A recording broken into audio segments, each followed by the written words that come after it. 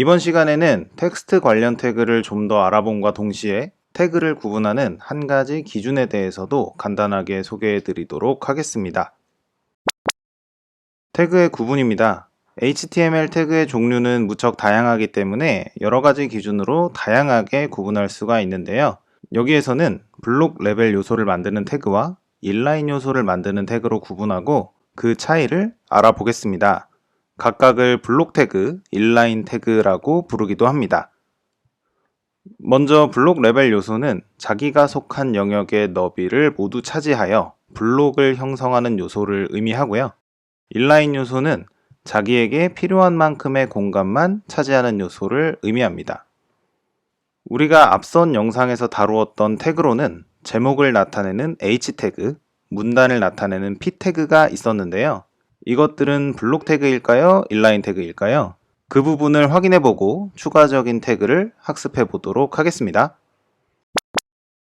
네, 일단 실습을 위해서 비주얼 스튜디오 코드와 파이어폭스 웹브라우저를 열어둔 상태로 준비를 했고요. 그럼 여기서 일단 H 태그와 P 태그를 추가해 보도록 하겠습니다.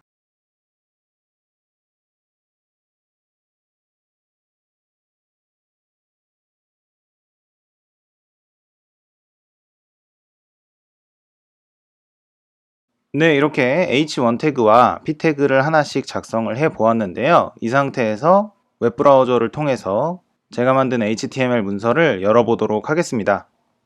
네, HTML 문서를 열었더니 이렇게 제가 작성한 내용이 웹페이지에 표시되는 것을 확인할 수가 있는데요. 이 상태에서 오랜만에 등장하는 개발자 도구를 한번 열어보도록 하겠습니다. 개발자 도구는 제가 초반 영상에서 언급한 적이 있는데 현재 우리가 보고 있는 HTML 문서를 확인할 수 있는 개발용 도구였습니다. 이것을 열기 위해서는 웹브라우저에서 F12 버튼을 눌러주시면 되겠습니다. 눌러볼게요. 네, 그랬더니 제 웹브라우저 화면 오른쪽에 개발자 도구가 열린 것을 확인할 수가 있는데요. 여기에는 제가 작성한 코드가 그대로 표시가 되고 있습니다. 그리고 각각의 코드에 제가 마우스 커서를 살포시 얹으면 지금 이 태그가 얼만큼의 영역을 차지하고 있는지를 웹브라우저가 표시해 줍니다. 그리고 보세요. P 태그나 H1 태그나 이렇게 전체적인 너비를 모두 차지하고 있는 것을 확인할 수가 있습니다. 웹브라우저를 한번 펼쳐 보겠습니다. 네, 이렇게 웹브라우저를 펼친 다음에 다시 커서를 얹어 볼게요. 네, 이렇게 브라우저 화면이 커져서 표시할 영역이 넓어졌음에도 불구하고 제가 개발자 도구에서 각 태그를 확인했을 때 공간을 오른쪽 끝까지 다 차지하고 있는 것을 확인할 수가 있습니다. 그러니까 너비를 전부 차지하고 있다라는 이야기죠. 결과적으로 H1을 비롯한 H 태그와 문단을 표시하는 P 태그는 모두 블록 레벨 요소를 만드는 블록 태그였음을 확인할 수가 있습니다. 그리고 여기에서 확인하지 않은 다른 태그가 블록인지 인라인인지를 확인하기 위해서는 동일한 방법으로 이렇게 개발자 도구를 확인해 보시면 되세요.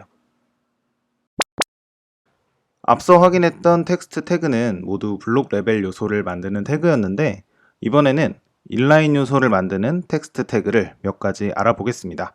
스트롱 태그는 감싸고 있는 콘텐츠를 굵게 표시하는 태그입니다. 예시를 보시면 스트롱 태그로 감싸져 있는 콘텐츠만 유독 굵게 표시되는 것이 보이실 텐데요. 얘네는 인라인 요소이기 때문에 블록 요소 안에 포함되는 형태로 작성해 보았습니다. em 태그는 emphasized, 즉 강조되었다는 의미의 태그로서 감싸고 있는 콘텐츠를 기울여 이탈릭체로 표시하는 태그입니다. 마크 태그는 감싸고 있는 콘텐츠에 형광색 표시를 더해주는 태그입니다. 마찬가지로 이 친구도 인라인 요소를 만드는 태그입니다. 네, 인라인 텍스트 요소를 만드는 몇 가지 태그 빠르게 확인을 해 보았는데요.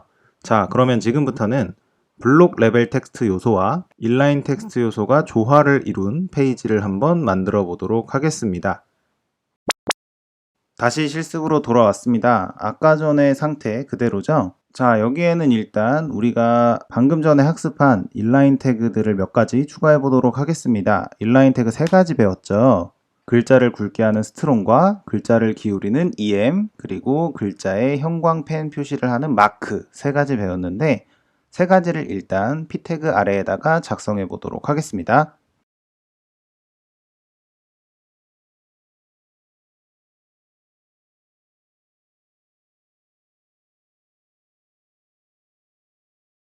네, 보이시죠? 이렇게 3개의 인라인 태그 추가해 봤는데요. 결과 확인해 보도록 하겠습니다. 결과를 봤는데요. 태그는 3개지만 서로 간에 공백을 두지 않고 다닥다닥 붙어 있는 것을 확인할 수가 있습니다. 이것을 개발자 도구에서 한번 확인해 볼게요. 스트롱의 공간 따로, EM의 공간 따로, 마크의 공간 따로 이렇게 만들어져 있는 것이 보이는데요. 얘네가 필요한 공간만 서로 차지할 뿐 서로가 다닥다닥 붙어 있음을 확인할 수 있습니다. 반면에 p태그는 다르죠. p태그는 자기만의 층을 형성하고 있는데요. 이러한 층을 블록이라고 하는 것입니다. 이렇듯 인라인 태그는 자기한테 필요한 공간만 차지하고 주변 요소에게 특별하게 영향을 미치지 않기 때문에 p태그와 같은 블록 태그의 내부에 인라인 요소를 넣어줘서 페이지를 구성하는 경우도 많이 있습니다. 한번 p태그 안의 컨텐츠로 인라인 태그를 포함시켜 보도록 하겠습니다.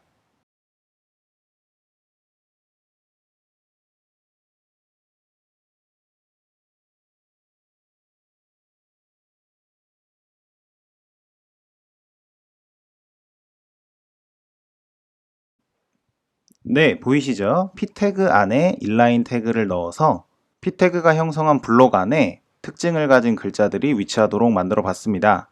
그리고 인라인 태그 특성상 p태그 안에 형성되어 있는 블록에는 특별한 영향을 끼치지 않고 필요한 공간만 얌전하게 차지하고 있는 것을 확인할 수가 있습니다. 그렇다면 이쯤에서 궁금증이 조금 생기실 거예요. p태그 안에다가 p태그, 그러니까 블록 태그 안에다가 블록 태그를 넣게 되면 어떤 일이 벌어질까요? 한번 넣어 보도록 하겠습니다.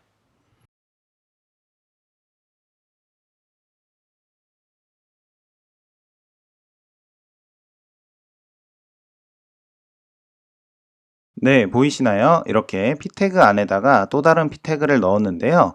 블록 안에다가 블록을 넣은 것이기 때문에 이렇게 기존에 있던 p태그 안에서 또 다른 p태그가 층을 형성한 것을 확인할 수가 있습니다. 그래서 이렇게 공백이 생겨버리는 것을 확인할 수 있고 좌우 너비까지 모두 차지한다 라는 것도 확인할 수가 있습니다. 그리고 여기까지 블록 레벨 요소와 인라인 요소로 구분되는 다양한 텍스트 태그에 대해서 확인을 마치도록 하겠습니다. 이번 영상의 내용을 정리합니다. HTML 문서의 요소는 블록 레벨 요소와 인라인 요소로 구분할 수 있습니다. 블록 레벨 요소는 너비를 모두 차지하여 블록을 형성하는 요소를 의미하고요. 인라인 요소는 컨텐츠를 표시하기 위해서 필요한 공간만을 차지하는 요소들을 의미합니다. 이번 영상은 여기까지입니다. 직접 코딩을 해봄으로써 영상에서 배운 내용을 확인하는 시간 꼭 한 번씩 가져보시길 추천드리면서 영상을 마치겠습니다. 보시느라 수고 많으셨고요. 그럼 다음 영상에서 뵙도록 하겠습니다. 감사합니다.